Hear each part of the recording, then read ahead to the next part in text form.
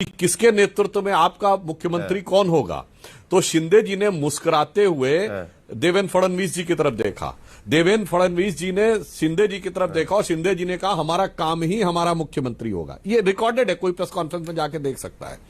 यहां पर जैसी दूसरी एक रिकॉर्डेड प्रेस कॉन्फ्रेंस मुझे भी याद है, डिफरेंट है, मगर सर दूसरी एक रिकॉर्डेड प्रेस कॉन्फ्रेंस मुझे भी याद है जिसमें साफ शब्दों में कह दिया था कि एकनाथ शिंदे के नेतृत्व में चुनाव लड़ा जा रहा है करके। ये मुझे भी याद है प्रेस कॉन्फ्रेंस। नहीं, एकनाथ शिंदे जी के नेतृत्व में सरकार चल रही थी।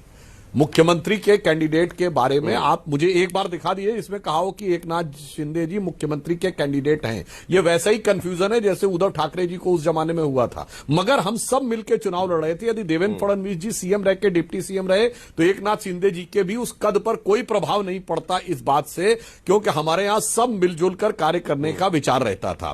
तो किसी भी प्रकार समस्या वहां थी जहां मुख्यमंत्री पद के लेके ही महाविकास अघाड़ी बना था और वहां पर लोग मांग करते रहे। उद्धव ठाकरे जी ने कहा मुख्यमंत्री घोषित करिए, शरद पवार जी ने कहा नहीं घोषित करेंगे। हमारे यहां ऐसी कोई परिस्थिति नहीं हुई थी। अब मैं आता हूं बिहार के ऊपर।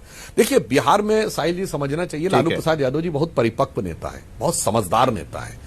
उन्होंने नब्ज समझ ली है लोकसभा चुनाव के बाद कि उनका गठबंधन पूरी तरीके से ध्वस्त हो गया है। अब उन्हें समझ में आ गया है कि उनकी पार्टी जो कि लगातार 4 बार से चुनाव हार रही है, विद एन एक्सेप्शन ऑफ 2015 जो वो जेडीयू के साथ मिलकर लड़े थे, अब उन्हें यह भी समझ में आ गया है कि वो जो उनका परिवार के सारे बच्चे आ गए राजनीति में, अब 2 बेटे और 2 बेटियां आ गई हैं। इससे पहले उनके साले और उनकी पत्नी रही चुकी हैं।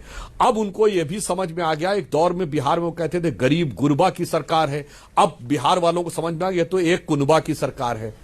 और सबसे बड़ा जो महाराष्ट्र का निष्कर्ष है साहिल जी, वो समझना चाहिए विशेषज्ञों को। महाराष्ट्र नहीं, हरियाणा, महाराष्ट्र, जम्मू कश्मीर और झारखंड, चारों का निष्कर्ष साफ है कि कांग्रेस पार्टी ने जो बहुत लंबी छलांग लगाने का प्रयास किया था वो चारों खाने चित्त गिरी है। यहां पर कि एनडीए की सरकार नहीं बनी है। मैं जम्मू कश्मीर और झारखंड की बात कर रहा हूं, वहां भी कांग्रेस बहुत सेकंड फिडल रोल में है। तो लालू प्रसाद यादव जी ने समझ लिया कि उनका जो मुख्य गठबंधन सहयोगी है कांग्रेस, वो उनके लिए एक लायबिलिटी है, वो उनके लिए एक भार है। और इसलिए यह बयान दर्शाता है कि लालू जी ने अपनी पराजय को एक प्रकार से स्वीकार करना शुरू किया है और उस अवश्यंभावी पराजय से बचने की छटपटाहट में और अपने परिवार को बचाए रखने की छटपटाहट में एक वयोवृद्ध नेता द्वारा दिया गया ये बयान है। और मैं कहना चाहूंगा कि बिहार एकमात्र राज्य है जहां जातिगत सर्वे हुआ था, यानी जिसको ये लोग आजकल कहते हैं ना जातिगत जनगणना जरूर कराएंगे। तो अब बिहार में देख लीजिए, लालू यादव जी मुख्यमंत्री रहे, फिर राबड़ी जी रही, फिर उनके साले रहे, फिर मेरा बेटा, फिर मेरा दूसरा बेटा, फिर मेरी बेटी और उसके बाद दूसरी बेटी। वो जीत नहीं पाई रोनी आचार्य जी, मगर वो तो परिवार की गणना हो जाए संसद में पूरी, फिर कहो जातिगत जनगणना है बहुत जरूरी। यही कांग्रेस में देखिए, राहुल जी लोकसभा में, माता सोनिया जी राज्यसभा में, अब बहन प्रियंका भी आ गई लोकसभा में। अब परिवार की गणना संसद में हो गई पूरी, अब जोर जोर से कहो जातिगत जनगणना जरूरी। तो ये जो बुलम्मा चढ़ा हुआ था वो पूरी तरीके से बिखर गया है। अब जिसे कहते हैं शिजरा बिखर गया है, तो उस बिखराव की ये आहट है या बिखराव की ये छटपटाहट है?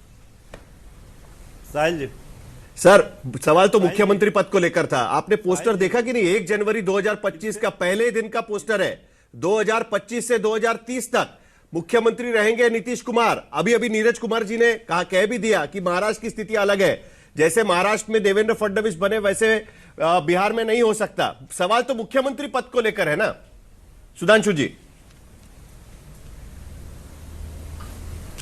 ये भी मैं बताना चाहता हूं। देखिए साहिल जी, पार्टी ने तय किया कि मुख्यमंत्री होंगे नीतीश कुमार जी। आप याद करिए, लालू प्रसाद यादव जी के 15 साल के शासनकाल में नेता प्रतिपक्ष भाजपा का था, पर नेतृत्व नीतीश कुमार जी पे रहा। और आप याद करिए, उत्तर प्रदेश में मायावती जी को हमने सीएम बनाया था, 178 हमारे थे और 67 उनके थे। कर्नाटक में हमने कुमार स्वामी को सीएम बनाया था, 84 हमारे थे, 40 जेडीएस के थे।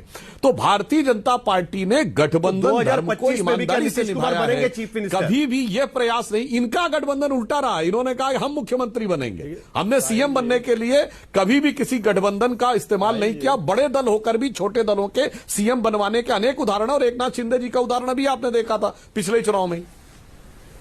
हाँ, नहीं, एक 22 का भी देखा, एक 24 का भी देखा। तो कौन सा उदाहरण लेना चाहिए हमको, 22 या 24 का? हाँ, हमने आपको बताया, सुधांशु जी, हमने कौन सा आपको उदाहरण उत्तर लेना प्रदेश, चाहिए? बिहार, कर्नाटक, महाराष्ट्र 4 उदाहरण बता दिए। उत्तर प्रदेश, बिहार, चलिए महाराष्ट्र, ठीक है, कर्नाटक, मैं 4 नीरज कुमार उदाहरण जी से बता दिए। पूछूंगा इसको लेकर, हमने लेकिन कभी उससे भी गठबंधन में उससे ये पहले शर्त नहीं अखिलेश रखी। प्रताप सिंह कुछ, साहिल जी ठीक है, अखिलेश प्रताप सिंह कुछ कहना चाह रहे हैं, उनसे पूछेंगे, उसके बाद नीरज जी से पूछेंगे कि भाई आपने सुना सुधांशु जी को। पहले अखिलेश प्रताप सिंह कुछ कहना चाह रहे हैं, बोलिए बोलिए। साहिल जी, अभी आपने देखा कि साल बदला है, अब सरकार बदलने वाली है। वो प्रदेश की भी बदलेगी और देश की भी बदलेगी। जैसे साल बदला वैसे ये भी सरकार भी बदलेगी, ये तय है। और बिहार से इसकी शुरुआत होगी। उसका कारण ये है, अभी सुधांशु जी जो बता रहे थे कि हम छोटे दलों को मौका देते हैं। हाँ, जरूर मौका देते हैं। जब उनसे स्वार्थ रहता है तोड़ के अपनी साइड में लाने के लिए तो आप मौका देते हैं। और उसके बाद ये अपने जिसके बैसाखी पे ये आते हैं उसको खा जाते हैं। इनका रिकॉर्ड रहा है। अभी महाराष्ट्र में लेटेस्ट ही देख लीजिए, जब तोड़ के लाके बनाना था तो सीएम बनाया, उसके बाद कहा कि चुनाव में उनके नेतृत्व में लड़ा और उनको किस तरह से किनारे लगाया और क्या हालत वहां पे हो रही है। वही हाल अब नीतीश जी को भी पता है कि बिहार में वही चीज उनके साथ भी होने वाली है, क्योंकि इनसे 2 गुने ज्यादा सीट बीजेपी के पास है। और क्या करेगी बीजेपी, जो उसका ट्रैक रिकॉर्ड है वही करेगी नीतीश जी के भी साथ। जैसे दिल्ली में 2014 में तो अपने अलायंस पार्टनरों को साथ दिया, लेकिन 2019 और उसके बाद उनके साथ क्या किया, चाहे वो शिवसेना हो, चाहे वो अकाली दल हो, चाहे बेनीवाल जी की पार्टी हो। तो और उत्तर प्रदेश में अब क्या कर रही है बीजेपी, हमारा जो अनुप्रिया पटेल की पार्टी है, उनके हस्बैंड यहाँ मिनिस्टर हैं, वो बयान दे रहे हैं कि यूपी की एसटीएफ उनकी हत्या कराना चाहती है। लेकिन अखिलेश जी, एक मिनिस्टर आप अपनी सरकार पे अपने बात आपके होते हुए मेरी बात हो जाए, मैं कहना ये चाह रहा हूं, आपके होते हुए आरजेडी नहीं, लेकिन आपके होते हुए आरजेडी कह रही है कि नीतीश कुमार आ जाइए, यानी आप दोनों में ताकत नहीं है, ये उसका मतलब नहीं निकलेगा अखिलेश जी?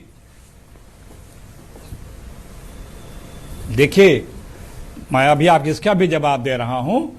तो जो अब यहां उत्तर प्रदेश में भी बीजेपी अपने अलायंस पार्टनरों को खत्म करना खाना शुरू कर दिया है, और इसका आभास तो सबसे पहले अपने दल को हो गया है और लोगों को भी हो रहा है। जो आपने सवाल किया उसका जवाब यह है कि देखिए, जिसे भी हिंदुस्तान के लोगों को और हिंदुस्तान की जनता का, अपने प्रदेश की आवाम की चिंता होगी, वो बीजेपी से छुटकारा पाना चाहेगा। किस तरह से अभी वहां के नौजवानों के साथ सलूक किया गया बिहार में, आप दूसरे, उसका कारण ये है साहिल जी कि देखिए, बीजेपी को जो हार्ड कोर एजेंडा चाहिए, उस एजेंडे पे ही वो चुनाव लड़ सकती है। वो हार्ड कोर एजेंडा जैसे यूपी हुआ, जहां महाराष्ट्र हुआ, तो वो नीतीश जी की के जरूरत क्या है बिहार में पूरा नहीं हो पा रहा है। एक मिनट सुनिए, मैं वही बता रहा हूं। बिहार में नीतीश जी के नेतृत्व में रहते हुए बीजेपी अपना जो हार्ड कोर कम्युनल एजेंडा है वो लागू नहीं कर पा रही है। और ये जब लागू नहीं कर पाएगी तो बीजेपी बिहार में सरकार में वापस आने की संभावना 0 हो जाएगी। और बिहार के जनता के इंटरेस्ट में नीतीश जी वापस आएंगे, क्योंकि यह नीतीश जी जब लालू जी के साथ थे तो वहां परीक्षाएं हुई, पर्चा एक भी लीक नहीं हुआ, लाखों नौजवानों को नौकरी लगी, आज नौकरी कर रहे हैं। चलिए, लेकिन जैसे इनके सुधांशु जी जवाब दीजिए, फिर नीरज कुमार के पास चलेंगे। बाकी पर्चे लीक हुए और नौजवानों पे इस तरह से लाठी भाजी जा रही है। तो अब मैंने कहा, जैसा कि अभी साल बदला है, अब सरकारें बदलने जा रही हैं। अखिलेश जी, सुधांशु त्रिवेदी से जवाब सुन लेते हैं। देश में सुधांशु जी, दिल्ली की भी सरकार बदलेगी। सुधांशु जी सुनिए अखिलेश जी, आपने कहा साल बदला है, तो पिछले साल में ही हालात कितना बदला, 1 साल में वो देख लीजिए। 2024 शुरू हुआ तो इंडी गठबंधन के अंदर क्या चमक दिखाई पड़ रही थी कि बस हम आए हैं और उखाड़ फेंकेंगे। वो ख्वाब ऐसे बिखरे कि वो लोग, जो आप लोग एक दूसरे को, शायद वो पुराना फिल्मी गाना की लाइन फिट हो रही थी इंडी गठबंधन की जनवरी 2024 में कि आपकी नजरों ने समझा प्यार के काबिल मुझे, और दिसंबर 2024 आते आते क्या आम आदमी पार्टी और कांग्रेस में गाली गलौज हो रही है? मुझे किस ढंग जवाब के एक देने दूसरे को के बारे में दीजिएगा। शब्द कहे जा रहे हैं? तो मतलब ऐसा लगता है कि इंडी गठबंधन की स्थिति ये हो गई। आपने तो गठबंधन में रहते हुए कितने मधुर मनोभावों की अभिव्यक्ति दूसरों के लिए की है। सबको याद है मध्य प्रदेश चुनाव 1 साल पहले की बात है, जिसमें कि अखिलेश जी के लिए क्या कहा गया कमलनाथ जी के द्वारा, अखिलेश वखिलेश छोड़ो। बड़ा सम्मान था। अखिलेश जी ने कहा कांग्रेस बहुत चालू पार्टी है, तो कांग्रेस ने कहा समाजवादी पार्टी चिरकुट पार्टी है।